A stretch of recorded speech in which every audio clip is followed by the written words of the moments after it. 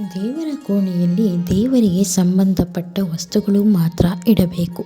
ದೇವರ ಕೋಣೆಯಲ್ಲಿ ಇಂತಹ ವಸ್ತುಗಳು ಇದ್ದರೆ ಈಗಲೇ ಅದನ್ನು ತೆಗೆದುಬಿಡಿ. ಸಾಧಾರಣವಾಗಿ ಎಲ್ಲರ ಮನೆಯಲ್ಲೂ ದೇವರ ಕೋಣೆ ಇರುತ್ತದೆ. ವಾಸ್ತುಶಾಸ್ತ್ರದ ಪ್ರಕಾರ ಅಂತಹ ವಸ್ತುಗಳು ಇಡಬಾರದು. ಅಂತಹ ವಸ್ತುಗಳು ಇಟ್ಟರೆ ಮನೆಗೆ ಅಶುಭ ಉಂಟಾಗುತ್ತದೆ. ಅಂತಹ ವಸ್ತುಗಳನ್ನು ಇಟ್ಟರೆ ಮನೆಯಲ್ಲಿ ವ್ಯಕ್ತಿಯ ಮನಸ್ಸಲ್ಲಿ ಚಂಚಲತೆ ಉಂಟಾಗುತ್ತದೆ ಹಾಗೂ ಆಸ್ತಿ ನಷ್ಟವಾಗುತ್ತದೆ. ಹಾಗಿದ್ದರೆ ಆ ವಸ್ತುಗಳು ಯಾವುದು ಎಂದು ತಿಳಿದುಕೊಳ್ಳೋಣ ಬನ್ನಿ.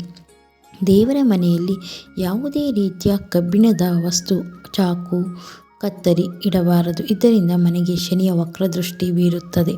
ದೇವರಿಗೆ ಪೂಜೆ ಮಾಡಿದ ನಂತರ ಒಣಗಿದ ಹೂಗಳನ್ನು ಹಾಗೆ ಬಿಟ್ಟರೆ ದೋಷ ಉಂಟಾಗುತ್ತದೆ. ದೇವರ ಕೋಣೆಯಲ್ಲಿ ವಿಗ್ರಹಗಳು ಇದ್ದರೆ ಅದಕ್ಕೆ ಅಭಿಷೇಕ ಮಾಡಬೇಕು. ದೇವರ ಕೋಣೆಯಲ್ಲಿ ಯಾವಾಗಲೂ ಶಾಂತಿಯುತವಾದ ದೇವರ ಫೋಟೋ ಇಡಬೇಕು. ಹಾಗಿದ್ದರೆ ಮನೆಯಲ್ಲಿ ಶಾಂತಿ ನೆಲೆಸುತ್ತದೆ. ದೇವರ ಮನೆಯಲ್ಲಿ ಹೆಚ್ಚು ಶಂಖ ಇಡಬಾರದು. ಒಂದೇ ಶಂಖ ಇಡಬೇಕು. ಶಂಖವು ಭಗವಾನ್ ವಿಷ್ಣುವಿನ ಸಂಕೇತವಾಗಿದೆ. ನಿಮ್ಮ ಮನೆಯಲ್ಲಿ ಸತ್ತು ಹೋದವರ ಫೋಟೋವನ್ನು ದೇವರ ಕೋಣೆಯಲ್ಲಿ ಇಡಬಾರದು. ಅದನ್ನು ಮನೆಯ ದಕ್ಷಿಣ ದಿಕ್ಕಿನಲ್ಲಿ ಇಡಬೇಕು. ಆಗ ಪಿತೃಗಳ ಆಶೀರ್ವಾದ ದೊರೆಯುತ್ತದೆ. ದೇವರ ಮನೆಯಲ್ಲಿ ವಿಗ್ರಹಗಳು ಹೆಬ್ಬೆರಳಿಗಿಂತ ಉದ್ದವಾಗಿರಬಾರದು. ಇದ್ದರೆ ಅದಕ್ಕೆ ಪ್ರತಿನಿತ್ಯ ಅಭಿಷೇಕ ಮಾಡಬೇಕು. ದೇವರ ಕೋಣೆಯಲ್ಲಿ ಶಿವಲಿಂಗ ಇದ್ದರೆ ಅದು ಹೆಬ್ಬೆರಳಿಗಿಂತ ಉದ್ದವಿರಬಾರದು.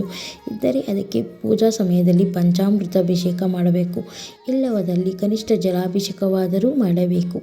ಈ ಮಾಹಿತಿಯು ಇಷ್ಟವಾದಲ್ಲಿ ಲೈಕ್ ಮಾಡಿ ಹಾಗೂ ನಮ್ಮ ಚಾನಲ್ ಅನ್ನು ಸಬ್ಸ್ಕ್ರೈಬ್ ಮಾಡಿ. ಮತ್ತೊಮ್ಮೆ ಸಿಗೋಣ ಮುಂದಿನ ವಿಡಿಯೋದಲ್ಲಿ.